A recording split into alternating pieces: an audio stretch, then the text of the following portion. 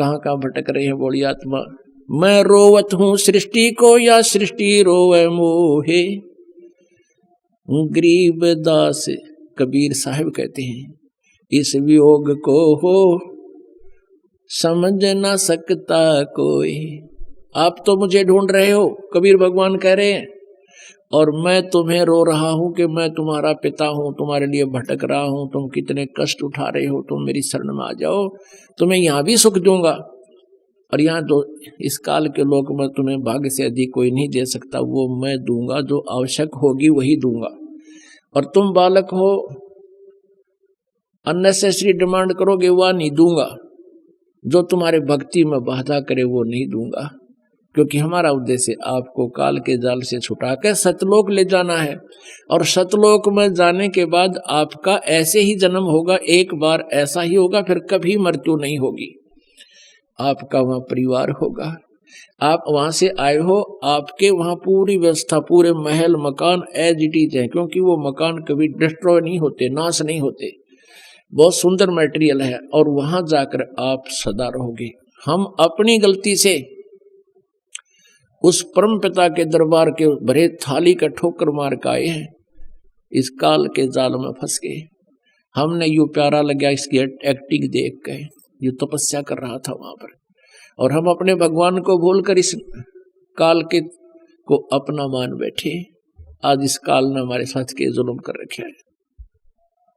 अब आपको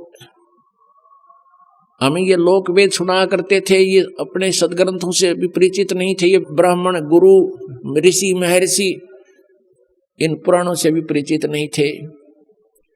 और ब्रह्मा विष्णु महेश को अजरो अमर सर्वेश्वर महेश्वर, इनके कोई माता पिता नहीं, इनका जन्म मृत्यु नहीं होता, ऐसे कहा करते थे। ये लोक वेदता दंत कथा थी, और इनके जीवनी में लिखा है कि इतना नासवान है, इनकी जन्म मृत्यु होती है, दुर्गा इनकी माता है और ये ब्रह्म इनका पिता है ज्योतिनंद। ये देखिएगा जीवनी, ब्रह्मा विष्णु महेश की जीवनी, ये वही देवी भागवत गीता प्रेस गोरखपुर से प्रकाशित, संपादक हनुमान प्रसाद पोदार, चिमनलाल गोस्वामी। और देखना इस पे 123 पृष्ठ पे, तीसरा स्कंद 123 पृष्ठ पे विष्णु जी अपनी माता दुर्गा की महिमा गा रहे हैं और अपनी सतीथि बता रहे हैं। तुम शुद्ध स्वरूपा हो, ये सारा संसार तुम्ही से उद्भासित हो रहा है। मैं ब्रह्मा विष्णु, मैं माने विष्णु, ब्रह्मा और शंकर, हम सभी तुम्हारी कृपा से विद्यमान हैं। हमारा आविर्भाव मन जन्म, तिरोभाव मन मृत्यु हुआ करता है। केवल तुम ही नित्य हो, जगत जननी हो, प्रकृति और सनातनी देवी हो। ये प्रकृति शब्द भी याद रखना, आपका गीता जी में काम आएगा, जो 14वें अध्याय में दास आपको बताएगा कि प्रकृति से उत्पन्न तीनों गुण, रजगुण ब्रह्मा, सतगुण विष्णु, तम गुण शिव जी, ये जीव को कर्मानुसार फंसाए रखते हैं। प्रकृति माने दुर्गा, 14वें अध्याय के 3, 4, 5 श्लोक में लिखा है कि प्रकृति मेरी पत्नी है, मैं पति हूं इसका, इसके पेट में जीव स्थापित करता हूं, जिससे सब जीवों की उत्पत्ति होती है। विष्णु जी कह रहे हैं कि मैं ब्रह्मा और शंकर, हम सभी तुम्हारी कृपा से विद्यमान है। हमारा आविर्भाव मन जन्म, तिरोभाव मन मृत्यु हुआ करता है। केवल तुम ही नित्य हो, जगत जननी हो, प्रकृति और सनातनी देवी हो। इसी का समर्थन भगवान शंकर कहते हैं। भगवान शंकर बोले, देवी यदि महाभाग विष्णु तुम्ही से प्रकट हुए हैं यानी उत्पन्न हुए हैं, तो उनके बाद उत्पन्न होने वाले ब्रह्मा भी तुम्हारे ही बालक हुए। फिर मैं तुमको लीला करने वाला शंकर क्या तुम्हारी संतान नहीं हुआ? इति सिद्धम के ब्रह्मा विष्णु महेश नासवान है, दुर्गा इनकी माता है। मुझे भी उत्पन्न करने वाली तुम ही हो शिवे। संपूर्ण संसार की सृष्टि करने में तुम बड़ी चतुर हो। इस संसार की सृष्टि, स्थिति और संहार में तुम्हारे गुण सदा समर्थ हैं। उन्हीं तीनों गुणों से उत्पन्न हम ब्रह्मा विष्णु एवं शंकर नियमा अनुसार कार्य में तत्पर रहते हैं।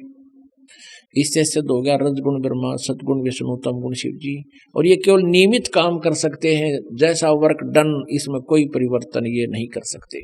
इस पवित्र पुराण के इन चंद पंक्तियों ने ये स्पष्ट कर दिया, 4 कंसेप्ट क्लियर कर दिए। एक तो ये है कि ब्रह्मा विष्णु महेश नासवान, इनकी जन्म मृत्यु होती है। दूसरा ये हो गया कि दुर्गा इनकी माता है। तीसरा ये हो गया कि रजगुण ब्रह्मा सदगुण विष्णु तम गुण शिव जी है। और चौथा ये हो गया कि ये केवल जैसा जिसने कर्म किया है उतना ही आपको दे सकते हैं, उसमें कोई परिवर्तन नहीं कर सकते। ये पाप नाश नहीं कर सकते, प्रारब्ध में परिवर्तन नहीं कर सकते, केवल कबीर देव, वो कबीर साहब कर